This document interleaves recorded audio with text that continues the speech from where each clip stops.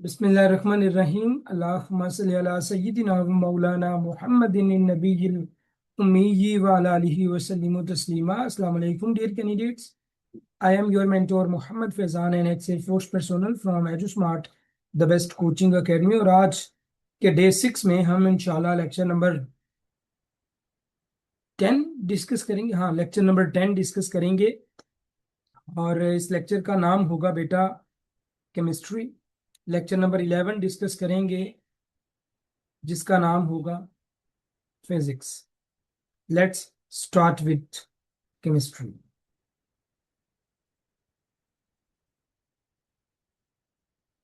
ये तो civil lectures हैं। ओके जी, lecture number 10 is about chemistry.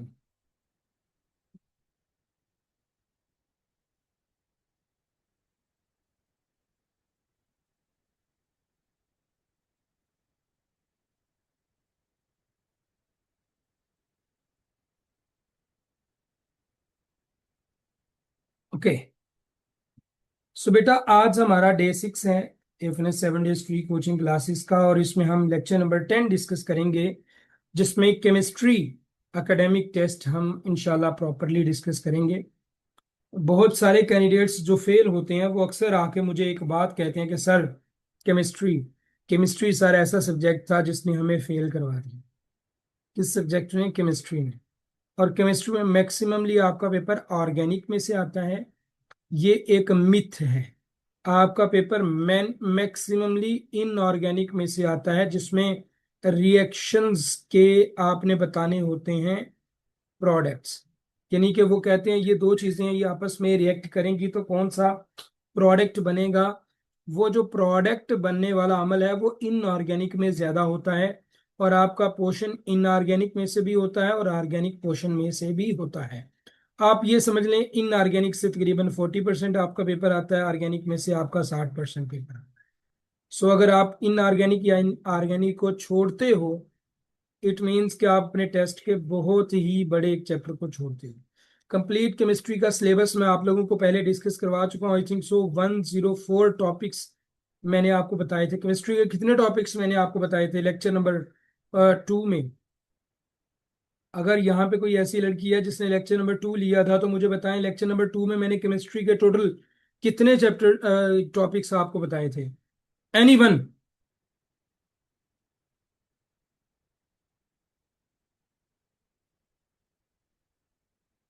कोई भी नहीं है इधर, माशाल्लाह। ओके, कंप्लीट अगर केमिस्ट्री का बेटा सिलेबस देखेंगे तो इसमें 100 पहला टॉपिक है बेटा हमारा एटॉमिक स्ट्रक्चर। सेकंड है quantum numbers and electronic configuration. Third is periodic table and periodic trends. Fourth is chemical bonding. Fifth is molecular shapes and hybridisation. Six is mole concepts and stoichiometry. Seven है gas and gases laws. Eighth है acid and basis. Ninth number पे oxidation and reduction. Tenth number पे electrochemistry, chemical nomenclature, coordination compounds, organic functional compounds, isomerism, organic reactions mechanism, polymerization, benzene and aromatic compounds, Grignard reagents and organic synthesis। 19th number पे है chemical kinetics, and at the number 20 there are types of chemical reactions। out of 120 topics जो मैंने आप लोगों को बताए थे, मैं यहाँ पे जस्ट 20 डिस्कस कर रहा हूँ। बाकी टॉपिक्स वन बाय वन मैं यूट्यूब पे या डिस्कस करवा दूंगा या आप खुद देखेंगे। Okay, topic number 1। इसके अलावा बेटा अगर आप हमारी पेड क्लासेस ज्वाइन करना चाहो इस नंबर पे कांटेक्ट करके पेड क्लासेस ज्वाइन कर सकते हो। कंप्लीट कोर्स का बैच 3 हमारा स्टार्ट हो चुका है, और क्विक कोर्स का बैच 2 हमारा स्टार्ट हो चुका है। 15 जून से इनकी क्लासेस स्टार्ट हैं। जो भी बेटी ज्वाइन करना चाहे, कंप्लीट कोर्स की फी 8400 है और क्विक कोर्स की फी 2940 रुपये, 2914। Topic number 1, atomic structure। Atomic structure deals with the particles present inside an atom। An atom is made up of electrons, protons and neutrons। ठीक है, इलेक्ट्रॉन को क्या होता है? इलेक्ट्रॉन पे नेगेटिव चार्ज होता है, प्रोटॉन पे पॉजिटिव चार्ज होता है और न्यूट्रॉन पे न्यूट्रल चार्ज होता है। इसी तरह अगर देखा जाए तो एटम का जो दरमियानी हिस्सा है इसे न्यूक्लियस कहते हैं। ये जो बेटा न्यूक्लियस है ना, न्यूक्लियस के अंदर प्रोटॉन भी होते हैं और न्यूट्रॉन भी होते हैं। और ये जो न्यूक्लियस के गिर्द बने होते हैं दायरे से, इनको कहते हैं शेल्स। इनको क्या कहते हैं? शेल्स। इलेक्ट्रॉन जो है वो इन शेल्स में घूमते हैं। इलेक्ट्रॉन पे नेगेटिव चार्ज होता है, प्रोटॉन पे पॉजिटिव। किसी भी एटम, किसी भी एलिमेंट में number of electrons number of protons के बराबर होते हैं जब वो न्यूट्रल हालत में होता है, जब वो फ्री स्टेट में होता है।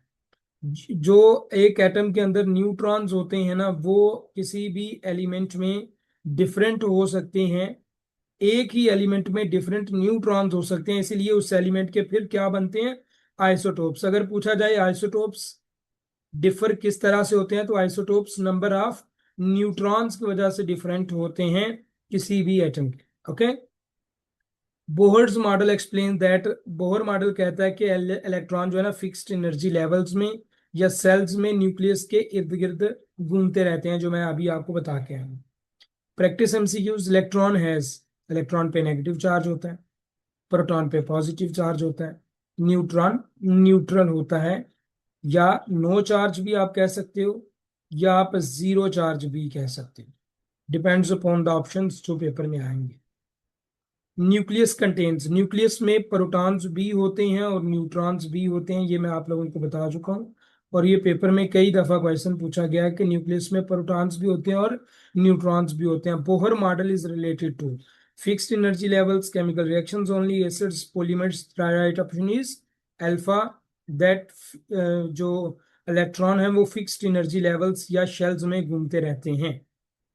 टॉपिक नंबर 2 है बेटा हमारा quantum numbers and electronic configuration. Quantum number की आपको फर्स्ट ऑफ ऑल तो सिंबल्स याद होने चाहिए, और सेकेंडली आपको ये बताना चाहिए कि डिफरेंट जो क्वांटम नंबर हैं उनकी पर्पस क्या है, उनका फंक्शन क्या है। बस ये दो चीजें तो मस्ट आपको पता होनी चाहिए। एज वेल इनके नंबर्स भी आपको याद होना चाहिए।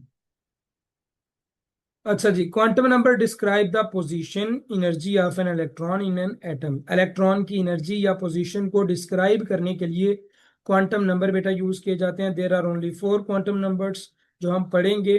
पहला क्वांटम नंबर है प्रिंसिपल क्वांटम नंबर, और प्रिंसिपल क्वांटम नंबर को एन सिंबल से जाहिर किया जाता है। ये शेल या एनर्जी लेवल के नंबर को शो करता है, प्रिंसिपल क्वांटम नंबर। दूसरे नंबर पे हमारे पास एजीमुथल क्वांटम नंबर है, जिसको एल से जाहिर करते हैं, ऐसे करके ऐसे। ये सब शेल को या इसकी शेप को डिस्क्राइब करता है। थर्ड नंबर पे हमारे पास मैग्नेटिक क्वांटम नंबर है, जिसे एम से शो करते हैं, ये ऑर्बिटल रोटेशन को शो करता है। एंड फोर्थ नंबर पे हमारे पास स्पिन क्वांटम नंबर है, जो इलेक्ट्रॉन स्पिन डायरेक्शन को शो करता है। एंड आफ्टर दैट हमारे पास कुछ इंपॉर्टेंट रूल्स हैं, जिसमें पहला रूल है पुली एक्सक्लूजन प्रिंसिपल। इसके मुताबिक अब ये जो है ना derivations and definitions and laws, ये आपको आने चाहिए। पुली एक्सक्लूजन प्रिंसिपल क्या कहता है? No two electrons in an atom can have the same set of 4 quantum number. यानी कि किसी भी एटम के अंदर कोई भी इलेक्ट्रॉन्स तो बहुत ज्यादा होंगे ना, तो जो इलेक्ट्रॉन हैं वो एक इलेक्ट्रॉन दूसरे से हमेशा डिफरेंट होगा। उसके पास उसकी क्वांटम नंबर मतलब प्रिंसिपल क्वांटम नंबर अलग होगा।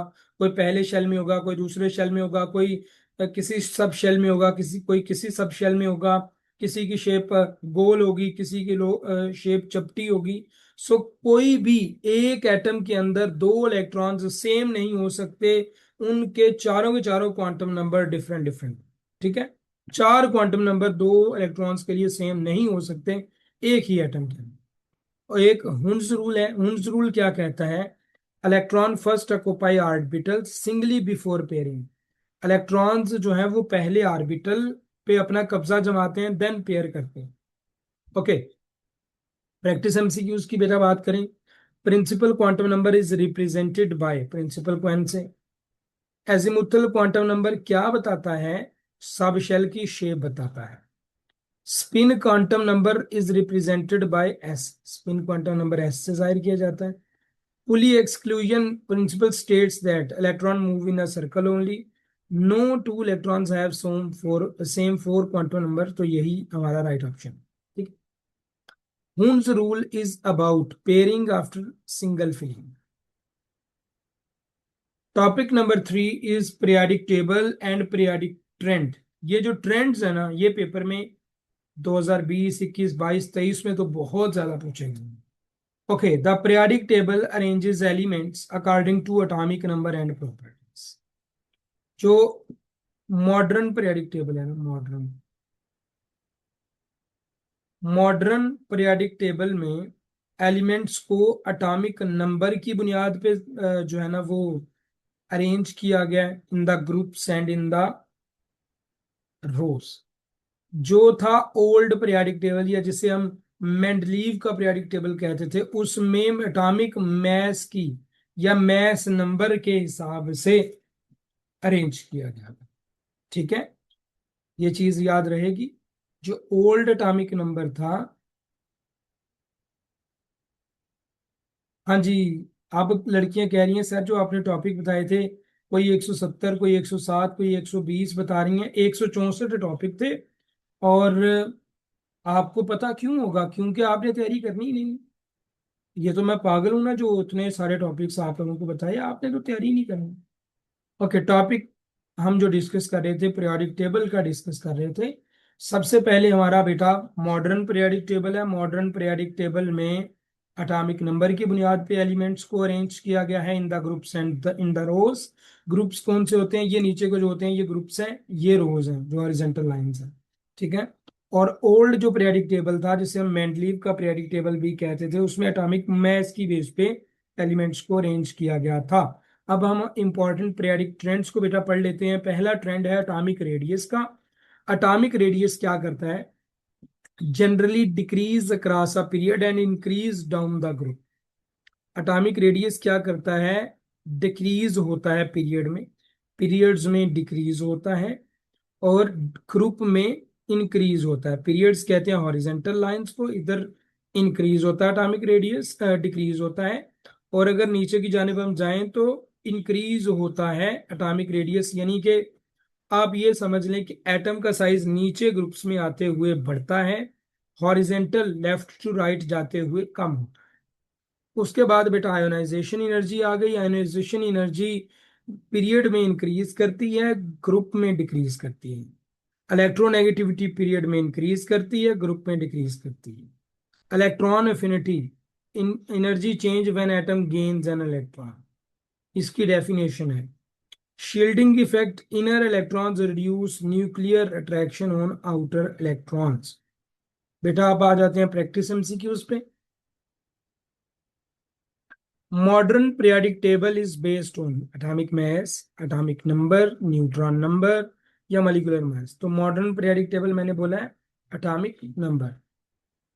Mendeleev arranged elements according to atomic number, atomic mass, atomic mass, mass number भी हो सकता है। ठीक।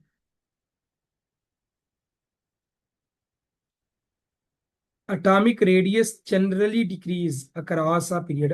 एटॉमिक रेडियस डिक्रीज होता है पीरियड्स में, हमने बोला है। आयोनाइजेशन जनरली इंक्रीज पीरियड्स में, ये भी इंक्रीज करती है।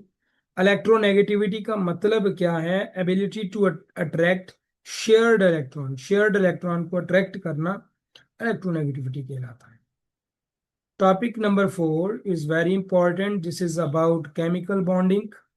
केमिकल बॉन्डिंग का मतलब है कि दो इलेक्ट्रॉन्स का नहीं, दो एलिमेंट्स का आपस में जुड़ जाना और एक पेयर बनाना, और उस पेयर के नतीजे में कोई ना कोई चीज का वजूद में आना किसी कंपाउंड का, is called chemical bonding.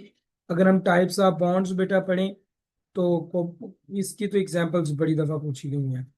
Type of bonds में आयनिक बॉन्ड है। आयनिक बॉन्ड में क्या होता है कि NaCl, यहां से एक इलेक्ट्रॉन Na को मिलता है और ये Na देता है क्लोरीन को एक इलेक्ट्रॉन, और आपस में ये मिलके NaCl बना देते हैं, कंपाउंड बना देते हैं।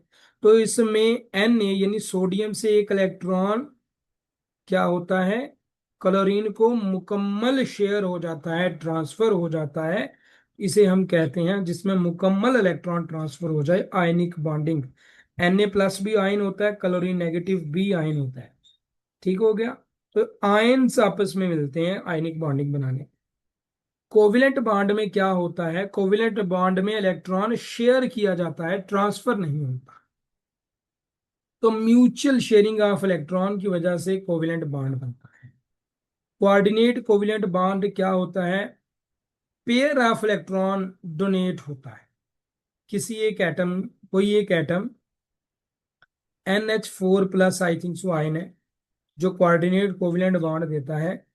तो इसमें क्या होता है, NH3 को H जो है ना वो एक पेयर ऑफ इलेक्ट्रॉन देता है, आई थिंक सो ऐसे। Metallic bond, bond between metal atoms due to delocalised electrons is called metallic bond. Ionic bond कैसे बनता है, ट्रांसफर ऑफ इलेक्ट्रॉन से। कोवेलेंट बॉन्ड कैसे बनता है, म्यूचुअल शेयरिंग ऑफ इलेक्ट्रॉन से। NaCl एक आयनिक बॉन्ड है। Metallic bond involves delocalised electrons. Coordinate covalent bond is formed when एक एटम डोनेट करे पेयर ऑफ इलेक्ट्रॉन्स, तो बेटा फिर कोऑर्डिनेट कोवेलेंट बॉन्ड बनता है। Topic number 5 is molecular shapes and hybridisation. आपके पेपर में अगर इनऑर्गेनिक में से देखा जाए तो हाइब्रिडाइजेशन और किसी भी एटम की जो शेप पूछी जाती है उसका एक एमसीक्यू तो पक्का पूछा था। अच्छा जी, molecular shape describe the arrangement of an atom in a molecule. VSEPR theory explains molecular shapes by repulsion between electron pairs. ये याद रखिएगा वेस्पर थ्योरी। कॉमन हाइब्रिडाइजेशन की बात करें तो sp हाइब्रिडाइजेशन होती है जो कि लीनियर शेप देती है। sp2 hybridisation triangular planar shape देती है और sp3 टेट्राहेड्रल शेप देती है, अक्सर ये पूछी जाती है। अच्छा जी, जो इंपॉर्टेंट शेप्स हैं वो लीनियर है, बेंट है, ट्रायंगुलर प्लेनर है और टेट्राहेड्रल है। आपने अपनी बुक से ये शेप्स याद करनी है कि कौन सा मॉलिक्यूल कौन सी शेप देता है, ठीक है। वेस्पर थ्योरी एक्सप्लेन करती है मॉलिक्यूलर शेप्स को। sp हाइब्रिडाइजेशन देती है linear shape. sp2 hybridization is commonly tetrahedral. Dipole moment is related to polarity, atomic number only, neutrons, gas laws. The right option is polarity. Methane has approximately alpha tetrahedral shape. ठीक है। Topic number 6 is about mole concepts and stoichiometry. Mole concept is used to count atoms, molecules and ions. Important terms इसमें Avogadro numbers हैं। Avogadro number का मतलब होता है 6.02 into 10⁻23 particles. Molar mass का मतलब होता है mass of 1 mole of substance. Empirical formula simplest whole number ratio होता है। Molecular formula actual formula of compound होता है। स्टेचियोमेट्री का मतलब है कि केमिकल्स इक्वेशंस की कैलकुलेशन बेस्ड तस्वीर बनाना। Okay, practice MCQs. Avogadro number is 6.02 into 10⁻23। Empirical formula show करता है simplest ratio of atoms. Molecular formula show करता है actual number of atoms. Stoichiometry is based on balanced chemical equation. Percentage yield is, actual yield को ऊपर रखें, theoretical yield को नीचे रखें, ज़रब 100 करें, आपको परसेंटेज यील्ड मिल जाएगी। आपको एक्चुअल यील्ड के बारे में भी पता होना चाहिए, थ्योरेटिकल यील्ड के बारे में पता होना चाहिए, और यहाँ पे आपको एक हमारा मोलर वॉल्यूम एक कंसेप्ट है वो आपको याद होना चाहिए। वो बताया जाता है कि अगर 14 ग्राम नाइट्रोजन होगी, N2 होगा, तो इसका मोलर वॉल्यूम क्या होगा। अगर 1.4 ग्राम नाइट्रोजन होगी तो इसका मोलर वॉल्यूम क्या होगा। इस तरह के क्वेश्चंस आपके पेपर में पूछे जाते हैं, ठीक है। Topic number 7 is gas and gases loss. Limiting reactant तब तक इंपॉर्टेंट था जब तक 2021 आ 2022 नहीं आया था। 2022 के बाद लिमिटिंग रिएक्टेंट को तो ऐसे जैसे दूध में से मक्खी की तरह निकाल ही दिया गया। लेकिन पढ़ लेना आप। Topic number 7, gases and gas laws. Gas laws explain the relationship between pressure, volume, temperature and moles of gases. यहाँ पे एक बड़ी इंपॉर्टेंट चीज अक्सर पेपर में जो पूछी जाती है वो ये कि बॉयल्स लॉ में ना, बॉयल्स लॉ में टेम्परेचर कांस्टेंट रखा था। चार्ल्स लॉ में प्रेशर कांस्टेंट रखा जाता है। एवोगैड्रो लॉ में टेम्परेचर भी और प्रेशर भी कांस्टेंट रखा जाता है। ठीक है, ये याद रखिए। अब आ जाते हैं Boyle's law. Boyle's law, pressure is inversely proportional to volume. क्योंकि इसमें टेम्परेचर कांस्टेंट रखा जाता है तो प्रेशर वॉल्यूम के इनवर्सली प्रोपोर्शनल। चार्ल्स लॉ में प्रेशर कांस्टेंट रखा जाता है, वॉल्यूम डायरेक्टली प्रोपोर्शनल हो गया टेम्परेचर के। एवोगैड्रो लॉ में प्रेशर भी और टेम्परेचर भी कांस्टेंट रखे जाते हैं, और एवोगैड्रो लॉ में वॉल्यूम डायरेक्टली प्रोपोर्शनल होता है नंबर ऑफ मोल्स। ठीक है।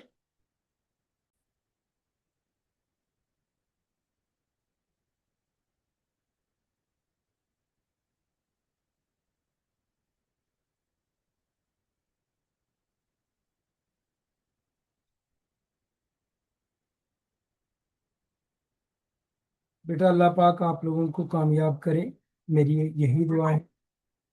और खुश रहें, खुश रहें, खुश रहें। रावलपिंडी सीएमएच से अभी एक बेटी आई है, और वो थैंक यू कर रही है। मैं उसके वर्ड्स आपको बता देता हूँ। अस्सलाम वालेकुम sir, hope so you are fine. I am your student of previous AFNS batch and now studying in AFPGMI Rawalpindi, अल्हम्दुलिल्लाह। My first semester is going to be done in next month. I once again want to say thank you, sir. आपकी best mentorship and struggle for students, इन सब की वजह से ही अल्लाह ने हमें ये जगह नसीब की। Very thank you sir. अगर कभी भी हमारी ज़रूरत पड़ी नेक्स्ट बैचेस के लिए, so I will be always there for your academy इंशाल्लाह।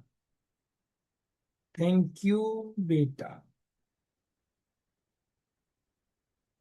तो बस इतनी सी ज़रूरत है कि जो मेरे न्यू स्टूडेंट नेक्स्ट बैच के लिए आए, जिनकी अभी मैं क्लास ले रहा हूँ, तो उनको रैगिंग शैगिंग से बचा लेना, और अच्छे वर्ड्स में हमेशा याद रखना। एडू स्मार्ट को, ओके।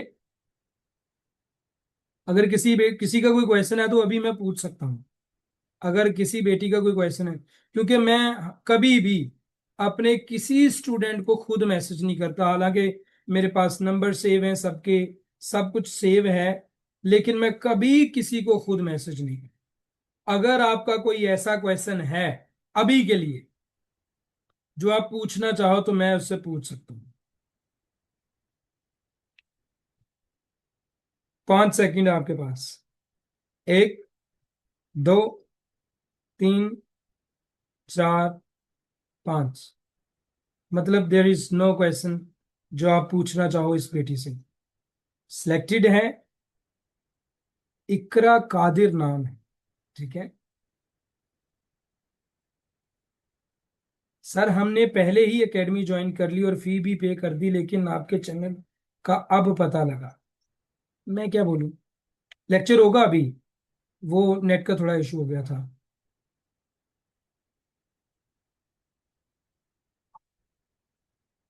इस बेटी से कोई क्वेश्चन है एफएनएस के बारे में, अगर कोई पूछना है तो। इस बेटी के बारे में अगर कोई क्वेश्चन है, आपने अगर पूछना है तो।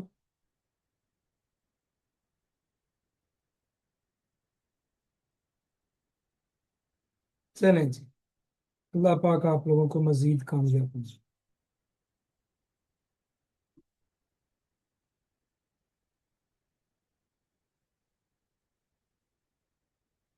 बस ठीक है जी, होगी ये बेटी से बात।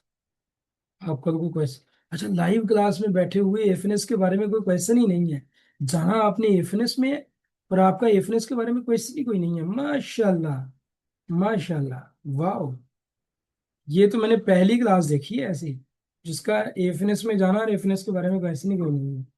ओके जी, प्रैक्टिस एमसीक्यूज की बात करें तो बॉयल्स लॉ रिलेट करता है बेटा।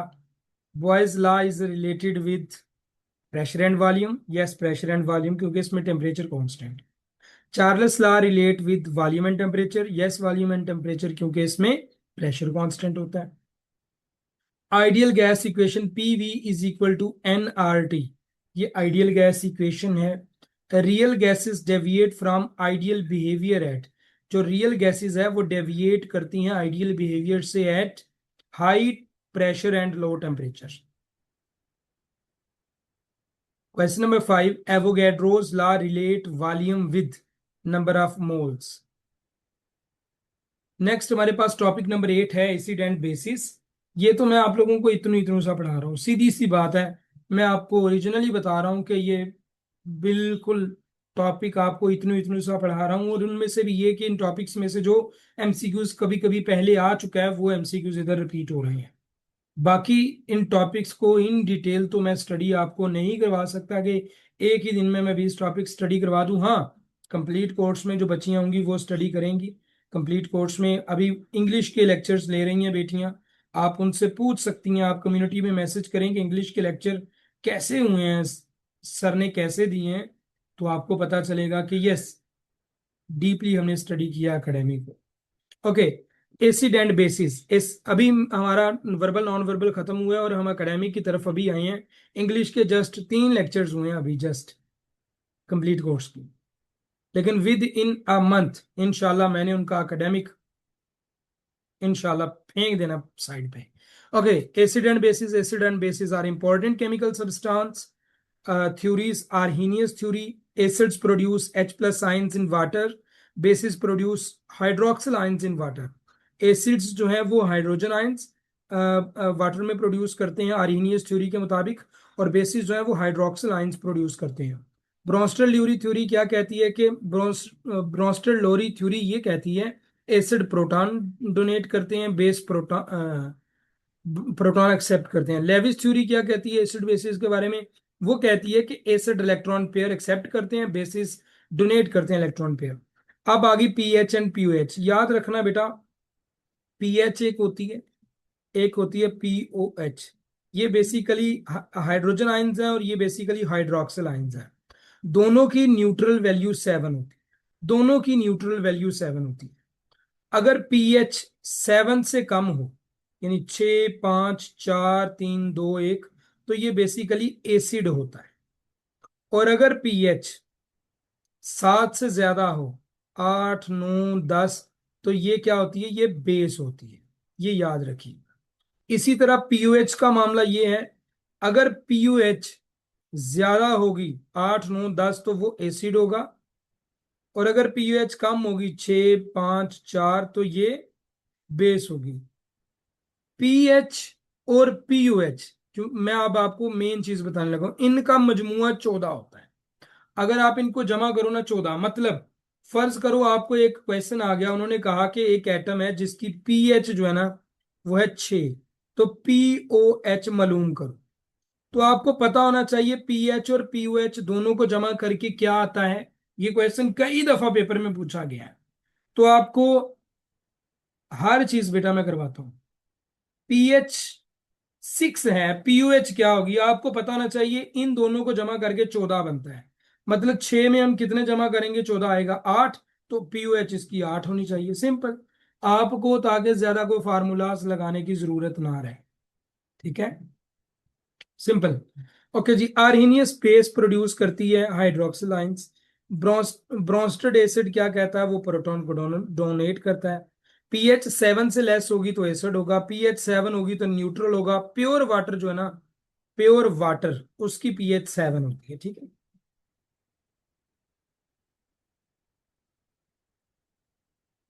Topic number 9 is about oxidation and reduction.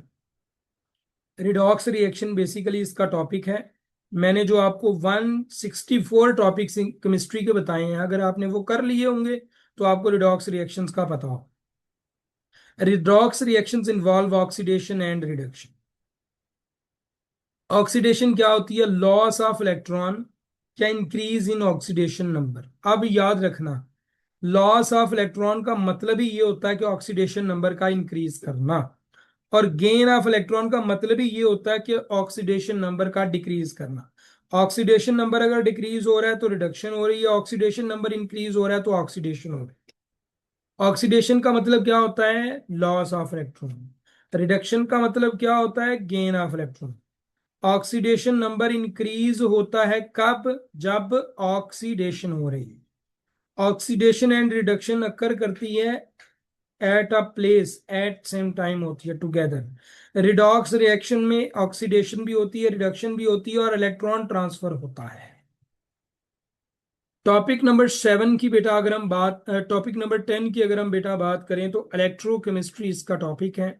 Electrochemistry deals with chemical reactions involving electricity. Important terms हैं ये बेटा। इलेक्ट्रोकेमिकल सेल जो होता है वो केमिकल एनर्जी को इलेक्ट्रिकल एनर्जी में चेंज करता है। कई दफा ये पेपर में आ चुके हैं ये टर्म्स। गैल्वेनिक सेल क्या करता है, प्रोड्यूस करता है electricity from spontaneous reactions. Electrode potential क्या करता है, tendency of electron to gain और लूज इलेक्ट्रॉन। रिडॉक्स टाइट्रेशन क्या होती है, titration based on oxidation reduction reactions. Practice MCQs. Electrochemistry deals with electricity and chemical reactions. Galvanic cell produce electrical energy. Electrochemical cell involves redox reaction. Electrode potential is tendency to gain or lose electrons. Redox titration is based on oxidation reduction. Topic number 11 is about chemical nomenclature.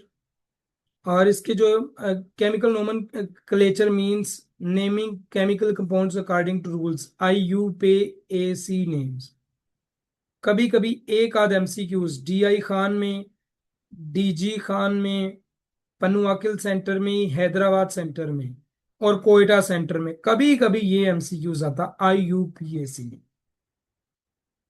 ठीक है जी। ये different, जैसे NaCl का common name है sodium chloride, HCl in water is called hydrochloric acid. Stock nomenclature use Roman numerals. Salts are formed by the reaction of acid and bases. But ये कोई MCQs नहीं है। अगर आपने इस टॉपिक को कंप्लीटली तैयार करना है तो आपको कॉमनली IUPAC नेम्स का पता होना चाहिए जो आपके बुक में दिए गए हैं, जिन भी कंपाउंड्स के, जिन भी एलिमेंट्स के। Topic number 12 is about the coordination number. Compounds contain a central metal atom or ion surrounded by ligands. Ligands क्या होते हैं, ion or molecule attached to a central atom. फर्ज करो ये एक सेंट्रल एटम है, इसके साथ डिफरेंट तरह से कुछ एलिमेंट अटैच होंगे या एटम अटैच होंगे। ये जो सेंट्रल एटम है इसको सेंट्रल एटम कहते हैं, इनको क्या कहते हैं, लाइजेंड्स, जो कि इनके साथ अटैच होते हैं। ये आयन भी हो सकते हैं, मॉलिक्यूल्स भी हो सकते हैं। कोऑर्डिनेशन नंबर की बात करें, number of ligand donor atoms attach to a central atom. Central atom के साथ जितने भी एटम्स जुड़े हुए हैं इनको, इनकी तादाद को कोऑर्डिनेशन नंबर कहते हैं। कंप्लेक्स आयन क्या होता है, central ion, central metal with attached ligands, ये कंप्लेक्स आयन होता है। फर्ज करो नाइट्रोजन है वो 4 H आयंस के साथ जुड़ा हुआ है, H+ आयंस के साथ, तो NH4+ आयन जो है ये एक कंप्लेक्स आयन हो गया। ये सेंट्रल एटम नाइट्रोजन हो गया और H जो है 4 जुड़े हुए हैं, कोऑर्डिनेशन नंबर 4 हो गया। यही सिंपल चीज है। इन प्रैक्टिस MCQs को अब आपने खुद पढ़ लिया, ठीक है।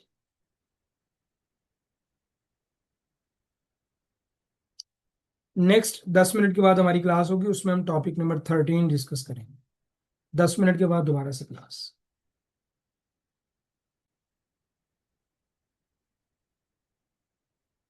सर आप लास्ट ऑनलाइन लेक्चर यूट्यूब पे कब अपलोड करेंगे? मे बी आज या कल।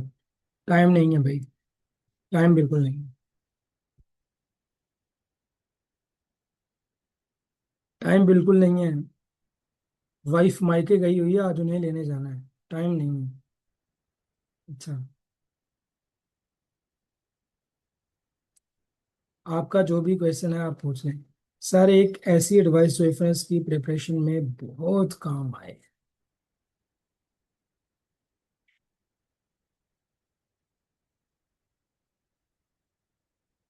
मेहनत करें, मेहनत करें और इंटेलिजेंस को बिल्कुल भी ना छोड़ें किसी भी टाइप। अगर एएफएनएस में सिलेक्ट होना है ना, एकेडमिक पास होने के लिए तो मेहनत करो, लेकिन पर्सनैलिटी और इंटेलिजेंस पे इतनी मेहनत करो कि आप बूम ऐसे हो जाए। ठीक है जी। एक टाइप भी नहीं छोड़नी इंटेलिजेंस की। सर आज ही पर्सनालिटी टेस्ट हो जाएगा जी, डे 7 का मैं वो लेक्चर आज ही दे दूंगा। सर बुक्स भी लेनी है इंटेलिजेंस की, कोई ज़रूरत नहीं है। जो टिप्स एंड ट्रिक्स मैं यूट्यूब पे बता रहा हूँ या आप मेरे कोर्स में हो तो फिर तो मसला ही कोई नहीं है। सर टेस्ट के लिए हम खुद से रफ पेज और पेंसिल लेके जा सकते हैं। आप ले जाना A4 का पेज और छोटी सी पेंसिल साथ, कहते नहीं है वो ना, वो आपको मना करेंगे। सर मैं आपकी वेबसाइट से प्रैक्टिस करूं और एफएनएस क्विक कोर्स ज्वाइन करके आप, क्या मैं सिलेक्ट हो जाऊंगी? बिल्कुल बेटियां सिलेक्ट होती हैं। तकरीबन 14% कैंडिडेट्स क्विक कोर्स से सिलेक्ट होती हैं। 22% कैंडिडेट्स कंप्लीट कोर्स से सिलेक्ट होती हैं। 12% कैंडिडेट्स स्पेशल कोर्स से सिलेक्ट होती हैं। सो होती हैं सिलेक्ट। सर लास्ट 5 ईयर्स के पेपर सेंड कर दें। हमारी वेबसाइट पे जाओ, वहाँ पे पास्ट पेपर्स का सेक्शन बना हुआ है। पास्ट पेपर्स के सेक्शन में जाओ, वहाँ पे एफएनएस के पास्ट पेपर्स हजारों नहीं, कुछ 100 के करीब पास्ट पेपर्स होंगे। वो पास्ट पेपर्स देखो। सर मैंने कोई कोर्स ज्वाइन किया हुआ है। एकेडमिक कंप्लीट कवर हो जाएगा। एकेडमिक कंप्लीट तो कंप्लीट में ही कवर होगा, बट कोई कोर्स में हम कुछ सिलेक्टेड टॉपिक्स आप लोगों को पढ़ाएंगे एकेडमिक के लिए।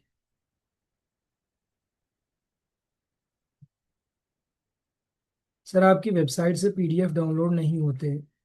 मैंने तो किए हुए हैं डाउनलोड, आपका पता नहीं। मैंने तो हर एक चीज चेक की होती है, वो तो डाउनलोड होती है।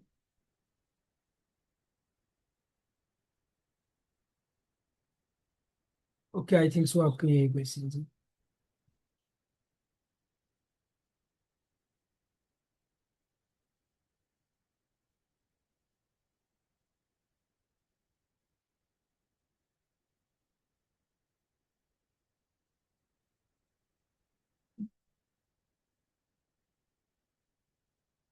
ओके बेटा, टॉपिक नंबर 13 है हमारा organic functional groups.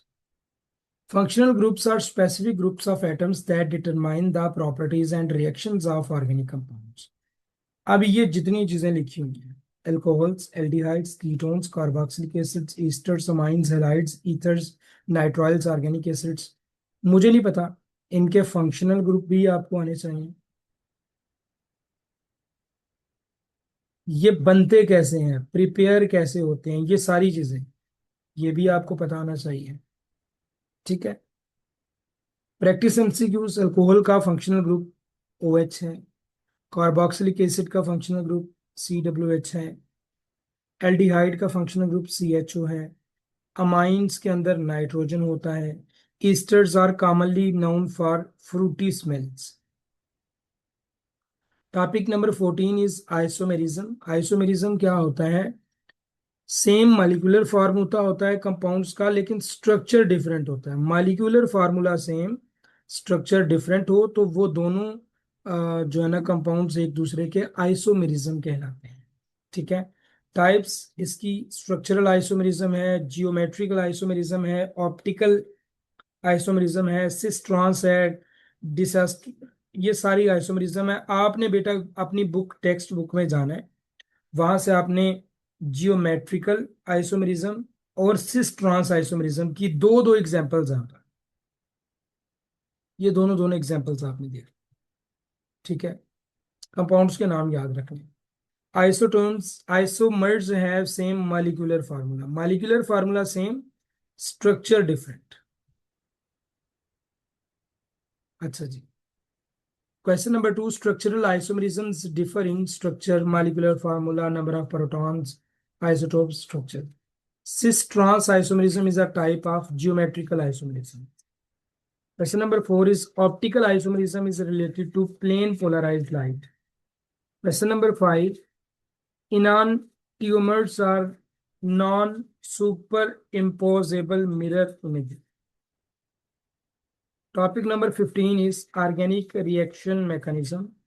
Organic reaction mechanism explain how organic reactions occur step by step. Important mechanisms अब ये हैं जी, electrophilic addition, nucleophilic substitution, SN1 mechanism, SN2 mechanism, addition to alkenes and alkyne substitutions in aromatic compounds, इनके बेटा कुछ reactions हैं आपकी book में, वो आपको रिएक्शंस भी आने चाहिए।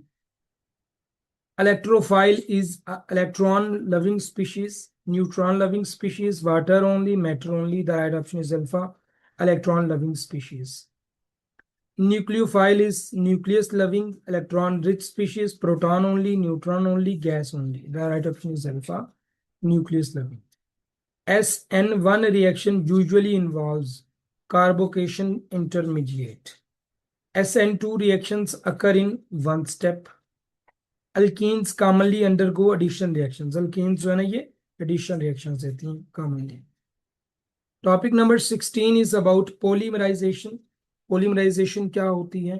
Polymerisation is the process in which small molecules called monomers join to form large molecules. Small molecules जुड़ते हुए और लार्ज मॉलिक्यूल्स बनते हैं, इनको कहते हैं polymerisation. Sir physics chemistry biology English का सिलेबस एंड कर दें। आपने लेक्चर नंबर 2 लिया था? अगर नहीं लिया तो यूट्यूब से जाके डे 2 का लेक्चर देखो, आपको मिल जाएगा सिलेबस, मुझे नहीं बार बार कहना। Addition polymerization. Monomers add together without loss of small molecules. In small molecules एक दूसरे के साथ जुड़ते हैं लेकिन लॉस नहीं होता, इसे एडिशन पोलीमराइजेशन कहते हैं। दूसरा है कंडेंसेशन पोलीमराइजेशन, जिसमें लॉस भी होता है स्मॉल मॉलिक्यूल्स का, लाइक वाटर्स। ठीक है। Polymers is made up of monomers. Polymerisation का मतलब है formation of polymers. Addition polymerisation occur without loss of small molecule. Condensation में स्मॉल मॉलिक्यूल्स का लॉस होता है। बायोडिग्रेडेबल पॉलीमर्स क्या होते हैं? ब्रोकन डाउन नेचुरली, जो नेचुरली ब्रोक डाउन हो जाते हैं। Topic number 17 is benzene and aromatic compounds. Benzene is an aromatic compound with formula C6H6। It has ring structure, shows resonance.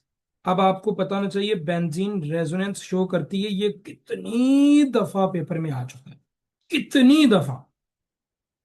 इसके इंपॉर्टेंट रिएक्शंस हैं electrophilic substitution, nitration of benzene, Friedel Crafts alkylation, halogenations और sulphonation. अब आपने क्या करना है, ये जो रिएक्शंस आपने पढ़े हैं ना, इनमें प्रोडक्ट क्या होता है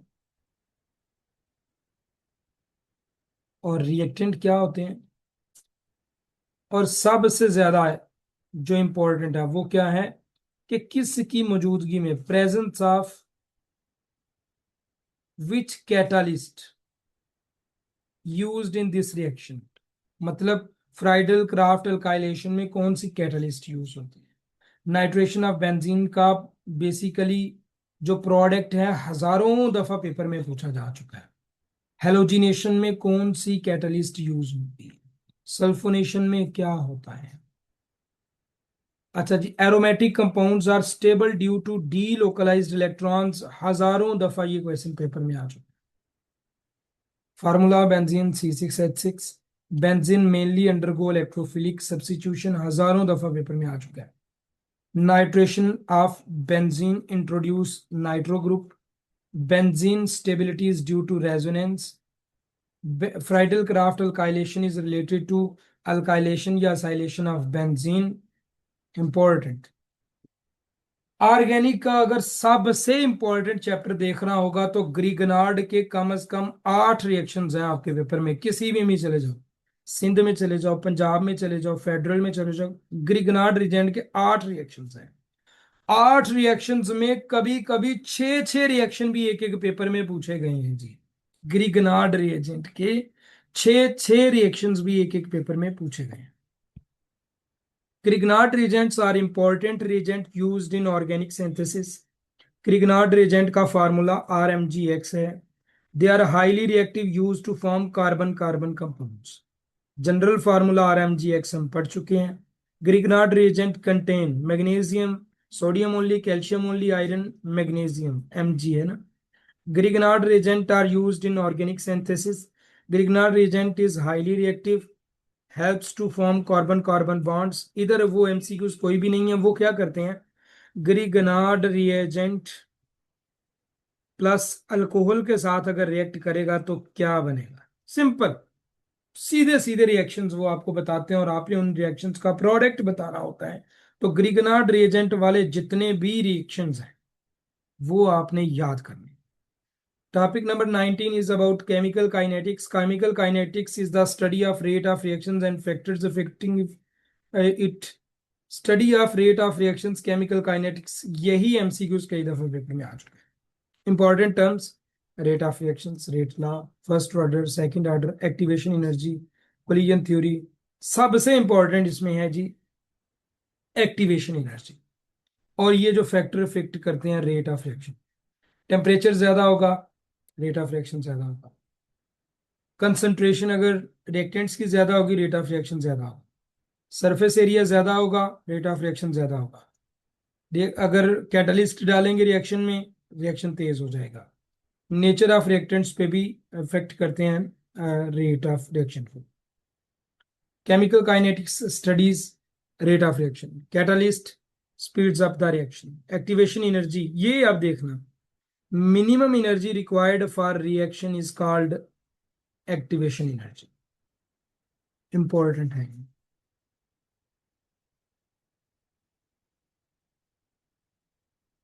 इंक्रीजिंग टेम्परेचर, टेम्परेचर इंक्रीज करना रिएक्शंस को इंक्रीज कर देता है, लेकिन ज्यादा इंक्रीज कर देना वो रिएक्शंस को स्टॉप भी कर सकता है।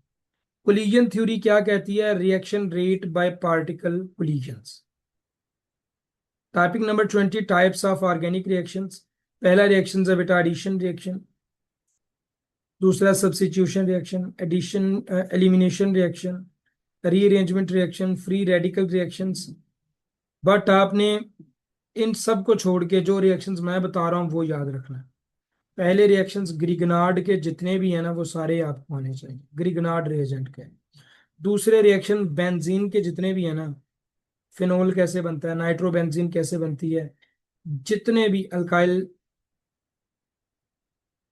फ्राइडल क्राफ्ट अल्काइलेशन वो क्या होती है, सल्फोनेशन क्या होती है, हेलोजिनेशन क्या होती है, ये रिएक्शंस आपको मस्ट आने चाहिए।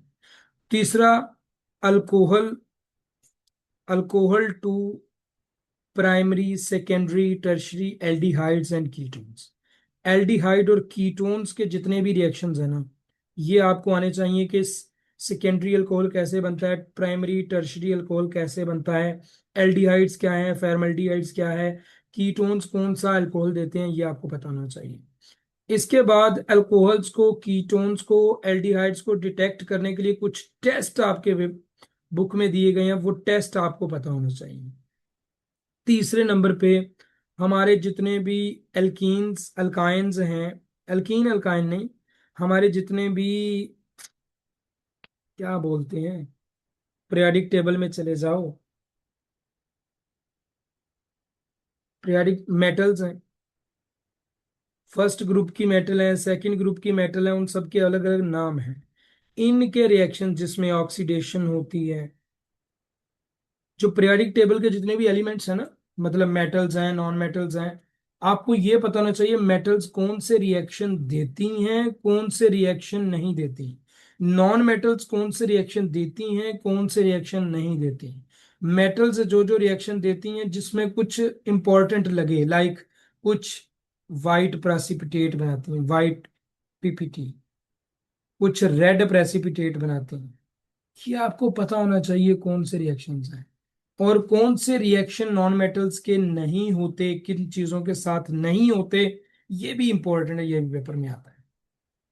ये कुछ रिएक्शंस आपको आनी चाहिए, ये पढ़ लीजिए, ये जरूरी नहीं है। ओके जी, अब आपका एक प्रैक्टिस टेस्ट होगा, प्रैक्टिस टेस्ट एफएनएस का 9 है। Atomic number is basis of, screenshot ले लें। Covalent bond is formed by pH less than 7 shows oxidation is functional group of alcohol, benzene का formula, catalyst changes, Grignard reagent contain, 1 dozen molecule is not used in chemistry, polymerization forms। ये 10 question का आपका mock test है, ये आपने देना होगा। यहाँ पे हमने केमिस्ट्री डिस्कस की है कुछ चीजें, ठीक है, शॉर्ट शॉर्ट से, दैट्स ऑल। अगर आपका कोई क्वेश्चन है आप पूछ सकते हैं, अदरवाइज हम फिर 10 मिनट। बिस्मिल्लाहिर्रहमानिर्रहीम, अस्सलाम वालेकुम डियर कैंडिडेट्स। अल्लाहुम्मा सल्ली अला सय्यिदिना व मौलाना मुहम्मद। डे 6, लेक्चर नंबर 2 या लेक्चर नंबर 11, फिजिक्स। आज हम डिस्कस करेंगे एयर फोर्स के लिए। मैं आप लोगों को बड़ा मिस करूंगा, फ्री क्लासेस वालों को।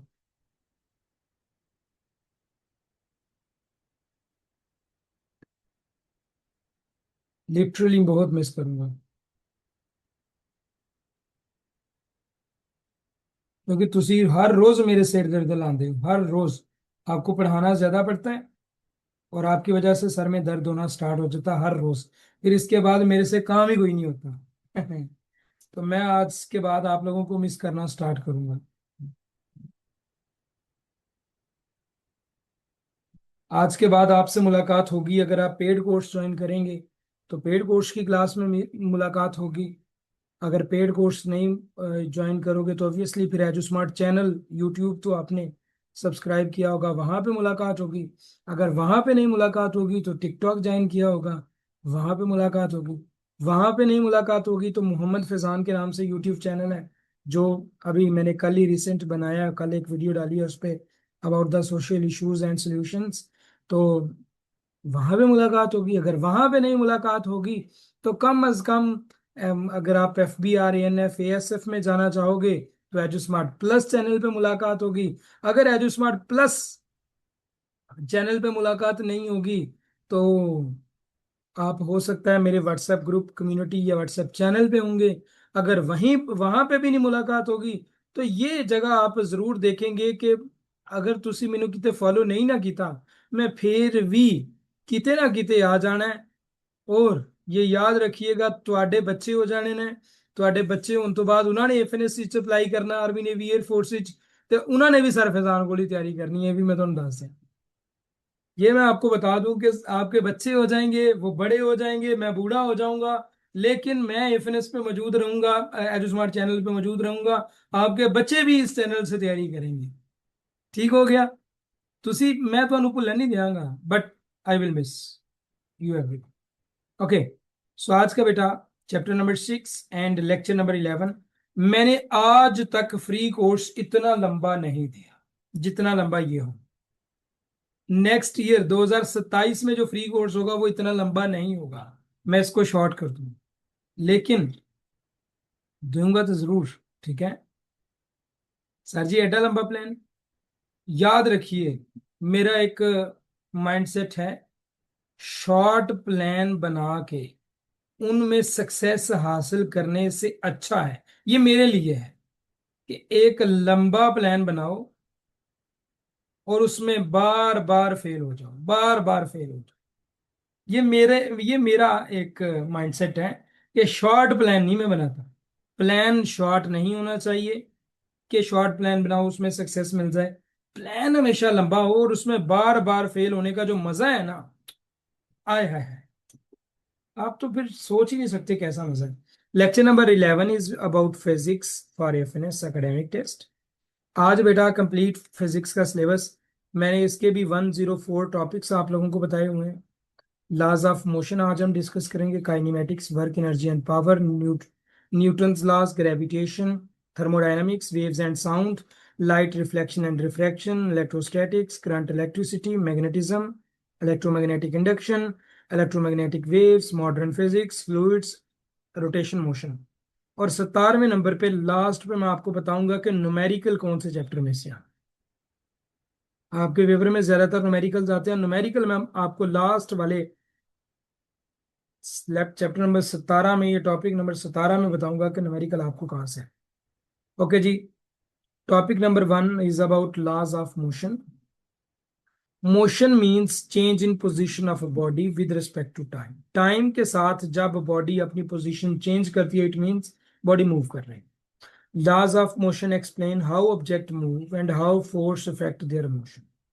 न्यूटन ने 3 लॉज मोशन के दिए थे जो कि फाउंडेशन है मैकेनिक्स की। इंपॉर्टेंट टर्म्स बेटा अगर हम इसकी बात करें तो फोर्स है, फोर्स पुश करना भी एक फोर्स है, पुल करना यानी खींचना भी एक फोर्स। फोर्स का मतलब होता है किसी बॉडी को स्टॉपिंग पोजीशन से मूवमेंट में लाना, या लाने की कोशिश करना, या उसको कॉन्टिन्यूसली मूव करते रहना, फोर्स कहलाता है। मैस होता है amount of matter in the body, acceleration होता है rate of change of velocity, momentum होता है product of mass and velocity. अच्छा जी, practice MCQs. Force is push and pull, दोनों forces.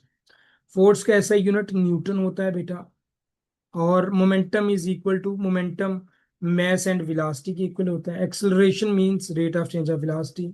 Force can change state of motion, को force change कर सकती है। Topic number 2 is about kinematics. Kinematics is the study of motion without discussing the cause of motion. Important quantities की अगर हम बात करें तो distance, displacement, speed, velocity important quantities हैं जो कि काइनेमेटिक्स में यूज होती हैं। डिस्टेंस का मतलब होता है टोटल पाथ कवर। डिस्प्लेसमेंट का मतलब आपने ये एक डिस्टेंस यहाँ से आपने स्टार्ट किया, यहाँ तक कवर किया, तो जो आपने सारे का सारा कवर किया, दिस इज कॉल्ड डिस्टेंस। और शॉर्टेस्ट डिस्टेंस, ये यहाँ से यहाँ तक जो है, ये डिस्प्लेसमेंट है। ठीक है। Speed, distance covered per unit time. Speed एक स्केलर क्वांटिटी है। Velocity, displacement per unit time है। वेलोसिटी एक vector quantity. Acceleration, change of velocity per unit time acceleration कहलाता है। अगर इंपॉर्टेंट फार्मूलाज की बात करें तो बेटा स्पीड का फार्मूला है, वेलोसिटी का सारे फार्मूलाज आपके सामने हैं, यू कैन सी कि कौन कौन से फार्मूलाज हैं। ठीक है। इक्वेशन ऑफ मोशंस की बात करें, there are 3 equations of motions जो कि यहाँ पे लिखी हुई हैं। इनके फार्मूलाज भी आप देख लें, आपको पता होगा कि ये कौन से फार्मूलाज हैं। अब तक मैं एक वीडियो। अच्छा जी, प्रैक्टिस एमसीक्यूज है। Speed is distance over time. ऐसा यूनिट ऑफ स्पीड मीटर पर second. Displacement is shortest distance between 2 points. Acceleration का मतलब होता है change in velocity over time. Question number 5 is if a body starts from rest, initial velocity is. अगर एक body rest से start करती है ना, तो उसकी जो इनिशियल वेलोसिटी होगी वो जीरो है। इनिशियल वेलोसिटी क्या होगी? जीरो होगी। इनिशियल वेलोसिटी क्या होगी? जीरो है। नेक्स्ट हमारा टॉपिक है work, energy and power. Work क्या होता है? Work done when a force moves on a, ये मैं पढ़ाता हूँ।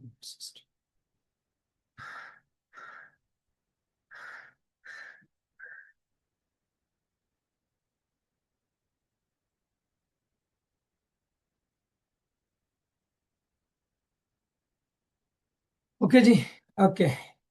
Work is done when a force moves an object through a distance. जब एक बॉडी अगर पड़ी है, उस पे फोर्स लगाई, उसने जो थोड़ा सा डिस्प्लेसमेंट तय किया, इसे हम कहते हैं, इस डिस्प्लेसमेंट को या डिस्टेंस को जरब जो फोर्स लगाई, इसको हम कहते हैं वर्क। अब वर्क एक पॉजिटिव वर्क होता है, नेगेटिव वर्क होता है, और जीरो वर्क होता है। वो कब होता है? बेसिकली वर्क का जो फॉर्मूला है वो है एफ डॉट डी, यानी एफ डी कॉस थीटा। जब फोर्स किसी ऑब्जेक्ट पे 90 डिग्री पे परपेंडिकुलर हम लगाएंगे ना, तो एंगल बनेगा 90 डिग्री पे, तो कोई भी वर्क नहीं होगा, वर्क जीरो होगा। जब वर्क लगेगा पैरेलल, क्या लगेगा? जब वर्क लगेगा, फोर्स लगेगी पैरेलल। पैरेलल मतलब इस तरह से फोर्स लगेगी तो 0 डिग्री का एंगल बनेगा और वर्क होगा मैक्सिमम। ठीक हो गया? वर्क क्या होगा? मैक्सिमम होगा। उसके बाद आ जाता है power. Energy is the ability to do work, power is the rate of doing work. ये पहले एनर्जी का डेफिनेशन है। Energy is the ability to do work, और पावर होता है rate of doing work. Type of energy पढ़ लेते हैं। एक होती है काइनेटिक एनर्जी, एक होती है पोटेंशियल एनर्जी। बड़ी दफा पेपर में आया हुआ है। Kinetic energy half m v square due to motion. Potential energy m g h, potential energy due to position, position की वजह से एनर्जी पोटेंशियल एनर्जी होती है। काइनेटिक एनर्जी मोशन की वजह से होती है।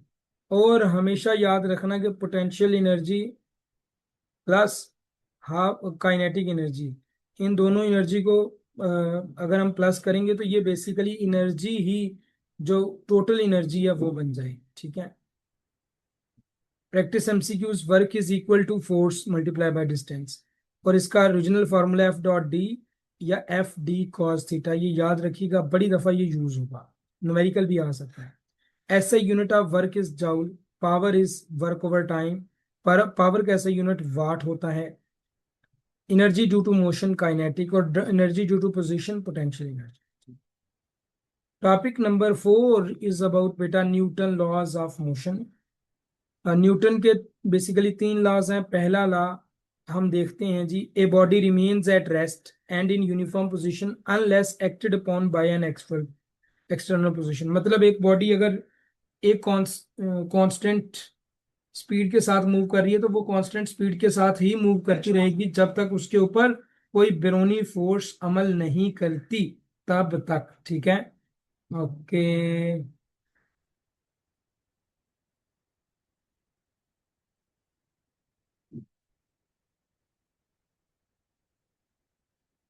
सेकंड लॉ ऑफ मोशन बेटा क्या कहता है? सेकंड लॉ ऑफ मोशन की सिंपल सी एक डेरिवेशन है, F is equal to M A.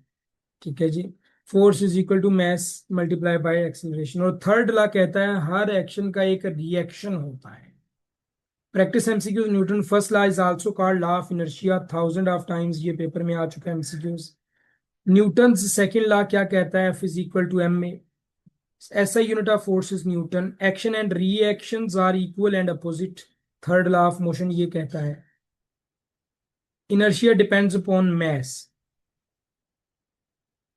Topic number 5 is about the gravitation. Topic number 5 is about the gravitation. Gravitation क्या होती है? अच्छा, जिन बच्चियों ने फ्री कोर्स किया, मेरी एक छोटी सी मदद कर दोगे? एजू स्मार्ट चैनल है ना, जो जितने भी आपके पास ग्रुप्स हैं ना, व्हाट्सएप के ग्रुप्स, उनमें शेयर करो इसकी वीडियोस, और एजो स्मार्ट चैनल को 10,000 सब्सक्राइबर्स तक इसी महीने पहुंचाओ। ठीक है, 10,000 सब्सक्राइबर्स। मैंने कभी किसी को नहीं बोला सब्सक्राइब करने को, मेरा दिल चाह रहा है कि आज मैं आप लोगों को बोलूं कि एजो स्मार्ट चैनल को 10,000 सब्सक्राइबर्स तक पहुंचाओ। आपके पास जो भी व्हाट्सएप चैनल है ना, उनसे subscribe. Okay, topic number 5, gravitation. Gravitation is the force of attraction between two bodies having mass. Newton law of gravitation states that every object attract every other object with a force directly proportional to the product of their masses and inversely proportional to the square of the distance between them. Important concepts इसमें बेटा gravitational force है, field है, wait है, acceleration due to gravity है, satellites है, Kepler's law. Kepler's law very important, याद रखना। जो ऑर्बिट्स में मूव करते हैं, ये जो गैलेक्सीज वगैरह, प्लैनेट्स वगैरह, वो सेकंड लॉ ऑफ केपलर की वजह से करते हैं। ठीक है, फेडरल की बुक में है। फार्मूला क्या है? Weight is equal to mass over gravity, W is equal to M G. Gravitation force of attraction है between masses, weight is equal to M G, value of G near earth is approximately. अच्छा, आपने एक assignment है, जी की value पोल पे क्या है, जी की वैल्यू इक्वेटर पे क्या है, और जी की वैल्यू सेंटर ऑफ अर्थ पे क्या है। ये आपकी असाइनमेंट है। आप लोगों ने ये जहां भी आप वीडियो देखेंगे, यूट्यूब पे देखेंगे, टिकटॉक पे देखेंगे, जहां भी आप वीडियो देखेंगे ना, वो आपने ये मुझे कमेंट करना है, इक्वेटर पे, पोल पे और सेंटर ऑफ अर्थ। वेट एक फोर्स है बेटा, सैटेलाइट मूव करते हैं अराउंड प्लैनेट्स, सैटेलाइट प्लैनेट्स के गिर्द मूव करते हैं, और प्लैनेट्स की मूवमेंट को या सैटेलाइट्स की मूवमेंट्स को हम किस में पढ़ते हैं? Second law of Kepler. ये याद रखना, क्योंकि ये अक्सर पेपर में पूछा गया है, पिछले पेपर में। Topic number 6 is about the thermodynamics. Thermodynamics हम देखते हैं बेटा। थर्मोडायनामिक्स थर्म टेम्परेचर को बोलते हैं।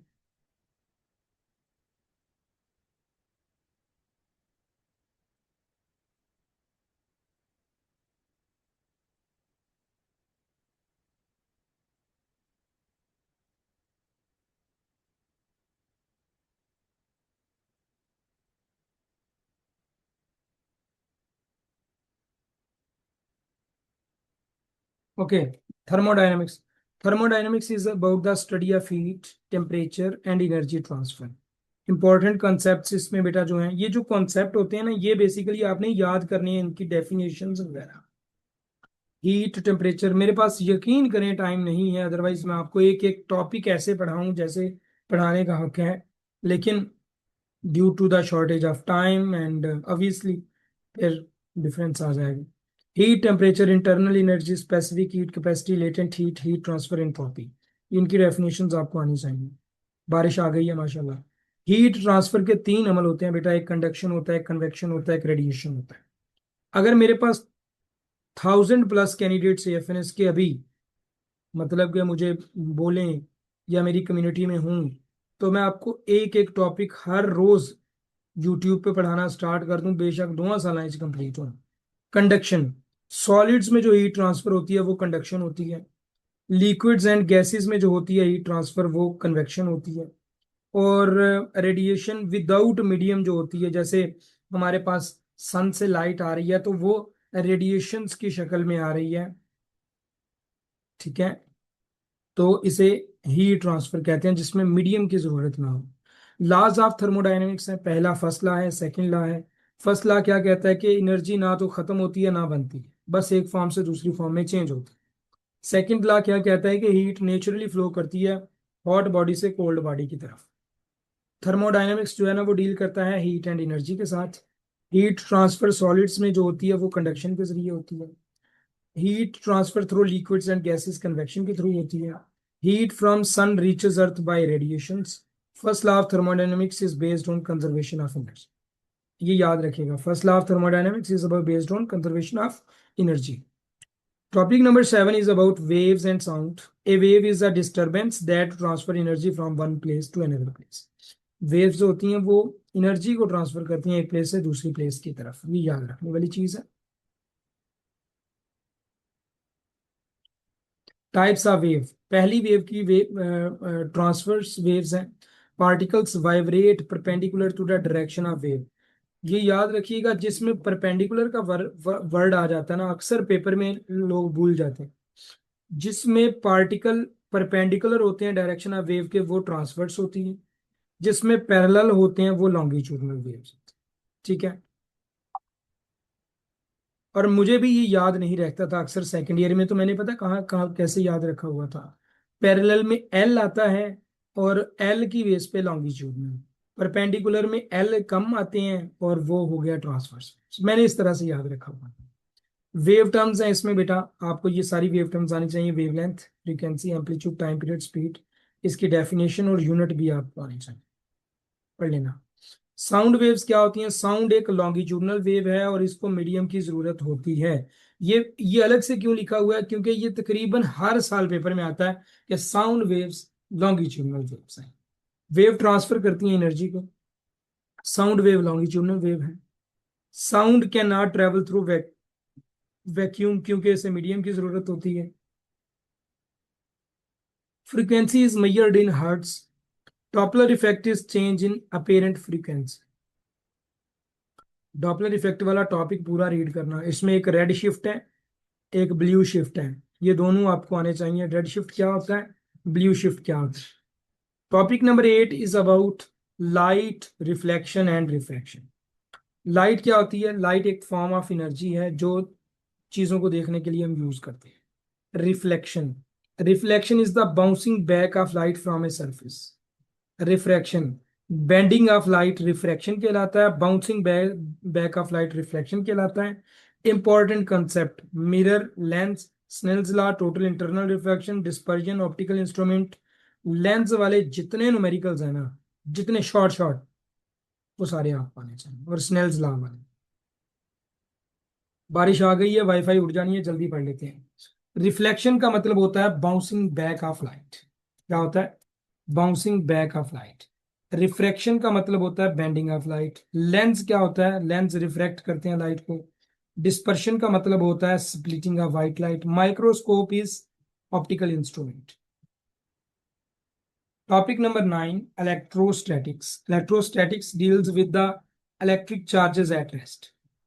इंपॉर्टेंट कॉन्सेप्ट्स की अगर हम बेटा बात करें तो इलेक्ट्रिक चार्ज है, Coulomb's law, electric field, electric potential, capacitor, dielectric. याद रखें इसमें जो यूनिट्स है ना वो आपने याद रखने।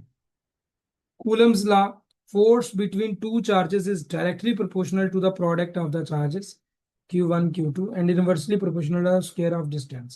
This is called Coulomb's law. Force जो है ये दोनों चार्जेस के मल्टीप्लिकेशन और स्क्वायर ऑफ द डिस्टेंस के बराबर होती है। इलेक्ट्रोस्टैटिक डील करती है चार्जेस एट रेस्ट को। लाइक चार्जेस एक दूसरे को रिपल करते हैं, अनलाइक चार्जेस एक दूसरे को अट्रैक्ट करते हैं। मतलब पॉजिटिव पॉजिटिव आपस में क्या करेंगे, एक दूसरे से रिपेल होंगे, पॉजिटिव नेगेटिव एक दूसरे की तरफ क्या करेंगे, अट्रैक्शन होगी। Question number 5, electric field is produced by electric charge. Capacitor store करता है इलेक्ट्रिक चार्ज, ये याद रखने वाली चीज है। Topic number 10 is about current electricity. Current electricity deals with the flow of electric charges. Important concept की अगर हम बेटा बात करें तो current, voltage, resistance, conductance, Ohm's law, series circuits, parallel circuits, Kirchhoff's law and electrical power, these are some important concepts आपको आने चाहिए। V is equal to I R वाले फार्मूले का न्यूमेरिकल भी कई बार पूछा गया है पेपर में, सो आपको ये भी आना चाहिए। इसमें V वोल्टेज है, I करंट है, R रेजिस्टेंस है। Electric current flow of charges की स्टडी को कहते हैं बेटा। SI unit of current is ampere. Ohm law V is equal to I R. Resistance का एसआई यूनिट ओम। इसी तरह आपको रेजिस्टेंस के साथ कंडक्टेंस का भी एसआई यूनिट पता होना चाहिए, रेजिस्टिविटी का भी एसआई यूनिट पता होना चाहिए। Electric power is equal to P is equal to V I cos theta, ये इसका एक और फॉर्मूला है पावर का। एक और भी फार्मूला है ना, P is equal to I R square, ये भी पावर का है I think so formula. Power का है ना, ये कंफर्म मुझे बता देना। नेक्स्ट हमारा बेटा जो टॉपिक है, topic number 11, this is called magnetism. Magnetism क्या होता है जी, force by magnets and moving charges को हम इसमें डिस्कस करते हैं। इंपॉर्टेंट कॉन्सेप्ट्स हैं जी, मैग्नेटिक फील्ड, मैग्नेटिक फोर्स। इनके जो यूनिट्स होते हैं ना मैग्नेटिक फील्ड के या मैग्नेटिक फोर्स इंडक्शन के, इलेक्ट्रिक फील्ड इंडक्शन के, ये आपने यूनिट्स याद रखने हैं। एलसीसी में जिस सब्जेक्ट में डिग्री हो उससे रिलेटेड टेस्ट होता है जी, एकेडमिक उसी के रिलेटेड होता है। प्रैक्टिस एमसीक्यूज, मैग्नेट का नॉर्थ पोल होता है, साउथ पोल होता है। मैग्नेटिक फोल्ड फील्ड जो है ना प्रोड्यूस होता है by moving charges. Current carrying wire produce magnetic field. Earth behave like a magnet. Magnetic force act on moving charges. Topic number 12, electromagnetic induction. Electromagnetic induction is the process of producing current by changing magnetic field. Important law है बेटा इसमें, फ्राडे law, बड़ी दफा paper में पूछा गया। फ्राडे law states that changing magnetic flux induce current in a conductor. Application, generator, transformer, induction Motors, ये इसके एप्लीकेशंस हैं। अब इसके जो एमसीक्यूज है ना ये बड़े इंपॉर्टेंट है। इलेक्ट्रोमैग्नेटिक इंडक्शन प्रोड्यूस करती है current by changing magnetic field. फ्राडे law electromagnetic induction के रिलेटेड है। जनरेटर किस प्रिंसिपल पे वर्क करता है, इलेक्ट्रोमैग्नेटिक इंडक्शन। ट्रांसफार्मर किस प्रिंसिपल पे वर्क करता है, electromagnetic induction. Changing magnetic flux can produce induced current. और इसमें एक लेंस लॉ होगा, वो भी आपने पढ़ना है। अच्छा जी, electromagnetic waves, topic number 13। Electromagnetic waves are waves made up of electric and magnetic fields. They do not require a medium, can travel through a vacuum. Electromagnetic spectrum, radio waves, microwaves, infrared waves, visible light, ultraviolet rays, x-rays. अच्छा, इनमें से ना आपने gamma rays, आपने इनमें से याद रखनी है कुछ चीजें, वो क्या है। फ्रीक्वेंसी कौन सी वेव की ज्यादा है, असाइनमेंट आपकी। और वेवलेंथ कौन सी वेव की ज्यादा, और कौन सी वेवलेंथ किस रीजन में पाई जाती है। विजिबल रीजन, इंफ्रारेड रीजन में कौन कौन सी लाइट कहाँ कहाँ पाई जाती है, ये रेज या वेव्स। फ्रीक्वेंसी कौन सी वेव्स की या रेज की ज्यादा, वेवलेंथ कौन सी वेव्स की या रेज की ज्यादा है। Electromagnetic waves can travel through vacuum. Speed of electromagnetic waves in vacuum is speed of light. X-rays are electromagnetic waves. Radio waves are used in communication. Visible light is part of electromagnetic spectrum. Topic number 14 is modern physics. Modern physics deals with atomic and nuclear concepts. Important topics की इसमें बात करें तो photoelectric effect है, Bohr atomic model है, quantum model, radioactivity, nuclear reactions, fission fusion और Einstein's theory of relativity. Photoelectric effect involve करता है एमिशंस ऑफ इलेक्ट्रॉन्स को। Bohr model is about atom. Radioactivity कहते हैं spontaneous emission of radiation को। Nuclear fission का मतलब होता है splitting of heavy molecules. Nuclear fishing का mean joining of light nuclei. अब आपने फिशन रिएक्शन और फ्यूजन रिएक्शन इनकी साथ में आपको डेफिनेशंस और एग्जांपल्स का भी पता होना चाहिए। डेफिनेशन का भी और एग्जांपल का भी पता होना चाहिए। Topic number 15 is about fluids. Fluids में बेटा आपने ये सारी चीजें याद करनी है। फ्लूइड स्टैटिस्टिक्स है, प्रेशर, ब्योंसी क्या होती है, ये बड़ी इंपॉर्टेंट है, पेपर में कई दफा इसका क्वेश्चन है। आर्शिमिदस प्रिंसिपल, बर्नौली प्रिंसिपल, इसकी इक्वेशन आपको आनी चाहिए। Surface tension, viscosity, flow rate, continuity का इक्वेशन, ये भी बड़ी दफा पेपर में आएगी। Fluids include liquids and gases. buoyancy is upward force by fluid. Archimedes principle is related to buoyancy. Viscosity means resistance to flow. Bernoulli principle is related to fluid flow. Topic number 16 खुद देखें, मेरा पढ़ाने का देखने पर, इसको आप देख लें।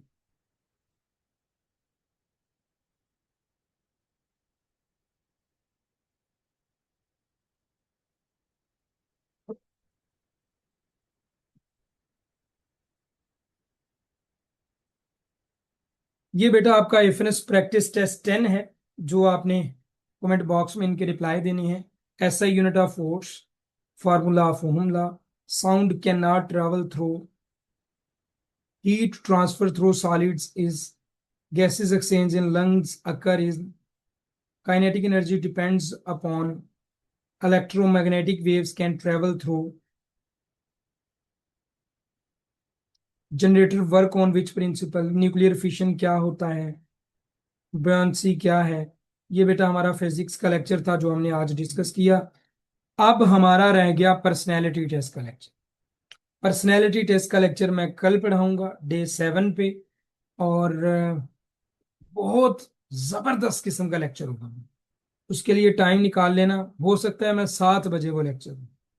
अब अगर आपका कोई क्वेश्चन है तो आप मेरे से पूछ सकते हैं अबाउट एएफएनएस, अबाउट एएफएनएस क्लासेस, अदरवाइज मैं थक गया। जी, ये टॉपिक फेडरल बोर्ड से करें या जौन सी बुक आपके पास है उससे कर लें। अगर फेडरल है तो फेडरल अच्छी है।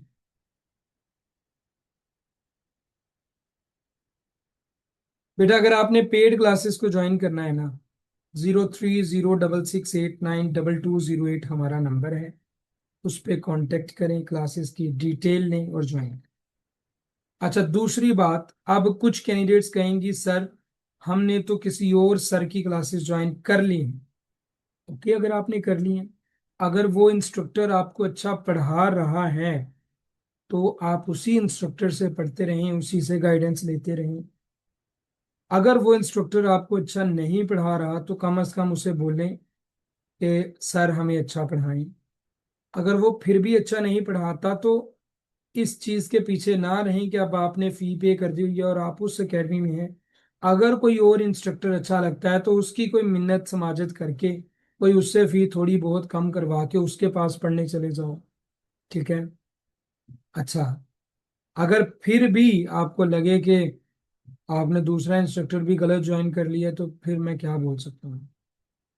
इसके अलावा अगर आप किसी और एकेडमी में जा चुके हैं तो कम से कम मेरी ये जो 7 डेज की क्लासेस हैं और जो मैंने आपको टॉपिक्स बताए हैं वो जरूर कर लेना। अगर आपके पास मजीद किसी और इंस्ट्रक्टर को ज्वाइन करने का टाइम नहीं है। न्यूमेरिकल मैंने बोला था, बताऊंगा लास्ट पे। लेंस के रिलेटेड ऑप्टिक्स चैप्टर है, उसमें जितने न्यूमेरिकल्स हैं वो सारे ऑप्टिक्स चैप्टर। ठीक है, ये जरूर करना बेटा कि अपना साल आपका वेस्ट नहीं। मैं अपनी पासिंग रेशो पहले बता चुका हूँ। मेरी पासिंग रेशो 92% है, सिलेक्शन रेशो 18%। अगर डिफरेंट कोर्सेज की बात की जाए तो कंप्लीट कोर्स से तकरीबन 22% कैंडिडेट्स सिलेक्ट होते हैं, 14% तकरीबन कैंडिडेट्स सिलेक्ट होते हैं क्विक कोर्स से, 13% के करीब तकरीबन स्पेशल कोर्स से, 18% के करीब तकरीबन रैपिड कोर्स। ठीक है, वो ये मेरी पासिंग रेशो है, इससे अच्छी अगर आपको मिलती है तो आप ज्वाइन करें, मुझे कोई मसला नहीं है। ठीक है, लास्ट ऑनलाइन लेक्चर अपलोड कर दें, अपलोड हो चुका है, बस एडिट करने वाला रह गया, हो जाएगा upload, don't worry. Thank you बेटा, अस्सलाम वालेकुम।